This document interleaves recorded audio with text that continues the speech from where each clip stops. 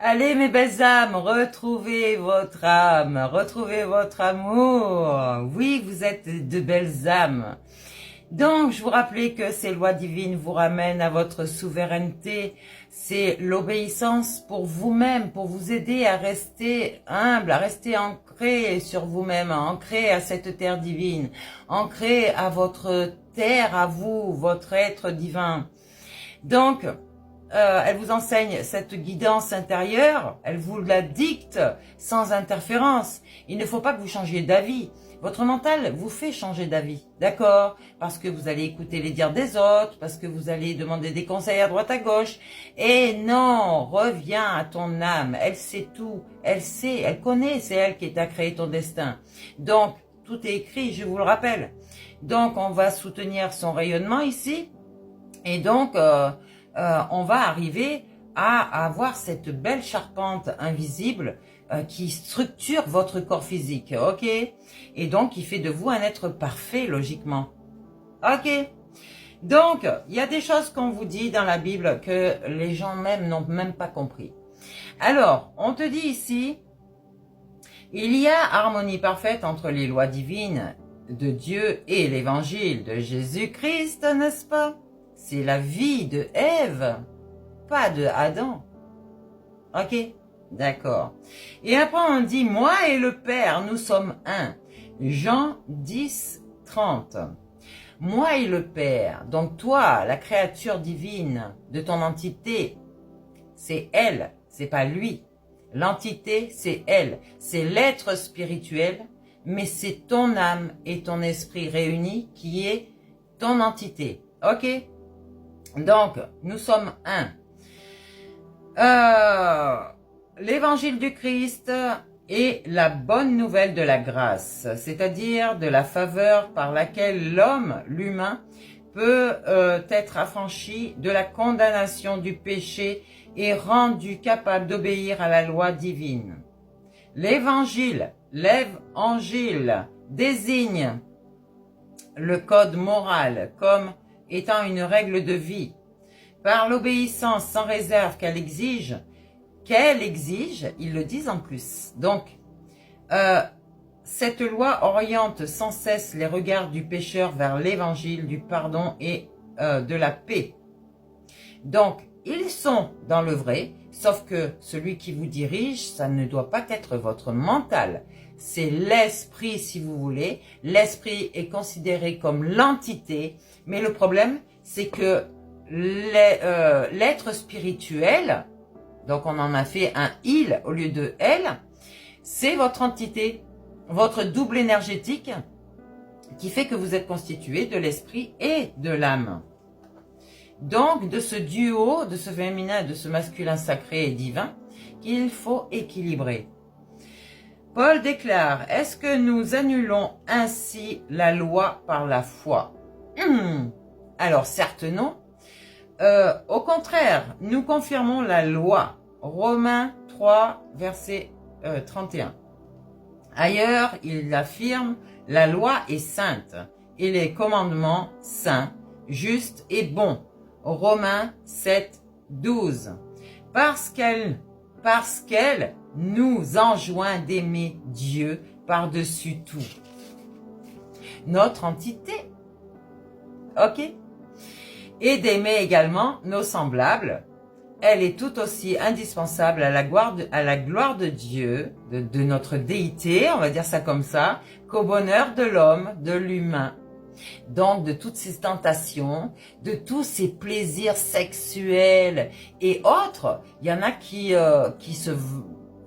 ont tellement de manque en soi qu'ils vont se venger sur la nourriture, sur les drogues, sur l'alcool. C'est un manque que vous avez en vous. Le manque de quoi? Cette paix intérieure, cet amour de vous-même, ce bonheur que vous ne trouverez pas à l'extérieur si vous ne l'avez pas en vous. Mais vous l'avez en vous, vous n'allez pas le chercher.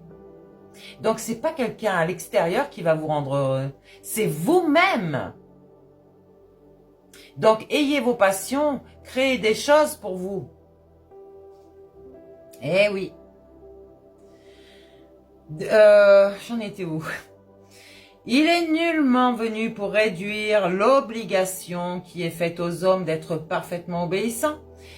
Alors, parfaitement obéissants à soi, d'accord, pas aux autres. Il n'a pas annulé la validation des Écritures de l'Ancien Testament. Test à mental. Le test du mental. Les tests anciens. Donc, ça veut dire que vous allez être une nouvelle personne. Et le testament ancien, d'accord, qui n'est plus là, vous êtes en transition sur le Nouveau Testament. Ok? Parce que votre mental avait besoin d'être testé pour devenir sain. Et c'est l'âme c'est l'univers, j'allais dire, qui vous a mis des barrières sur votre route pour voir comment votre mental réagissait. Simplement, c'est la nature. C'est pour retrouver votre maturité, votre souveraineté. Quand tu n'obéis pas à ton être spirituel, toi tu es une créature divine de cet être spirituel et tu veux gérer ta vie comme tu l'entends, alors que c'est l'âme, c'est la mission d'âme. C'est ton corps humain est un outil pour ton âme, pour qu'elle t'élève, mais aussi qu'elle s'ascensionne elle, qu'elle devienne se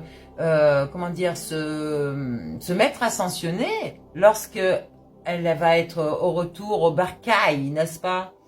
Eh oui, le bercail. Donc, il est venu non pour que les humains soient affranchis de cette loi, mais pour leur donner le moyen d'y obéir et d'enseigner à leurs semblables à faire de même. Alléluia. Non? Hein? C'est bien, hein? Ben oui.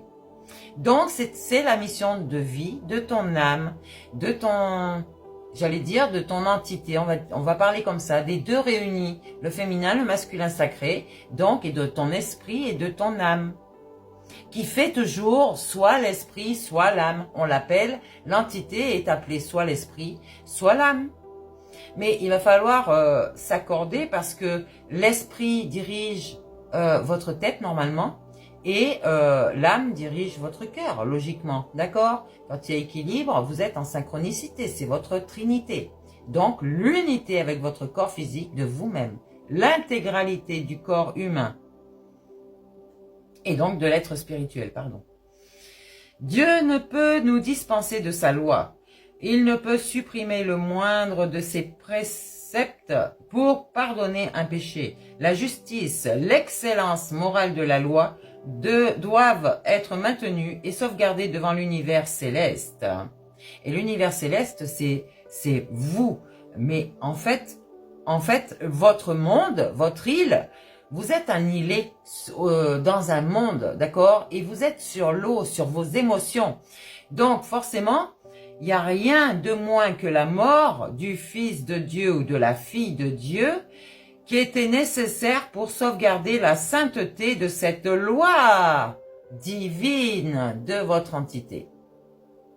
Donc, il a fallu que votre entité vous fasse tomber pour que vous puissiez vous relever et vivre plutôt que survivre.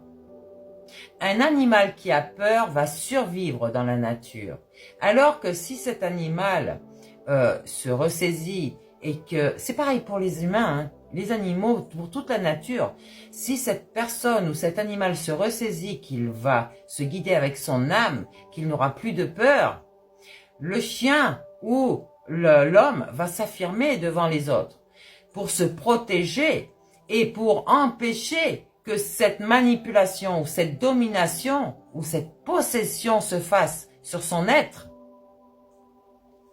J'espère en tout cas que les croyants, là, les crétins, ont bien compris que Dieu, c'est votre connaissance. Dis à eux que tu as cette belle lumière et cette belle lumière va travailler sur tes ombres pour les révéler, pour que tu puisses te guérir de tes blessures. Ok? C'est la nature, c'est la vie et c'est ta déité qui le veut. Tu n'es pas, en tant qu'humanité, le maître de ton corps. C'est ton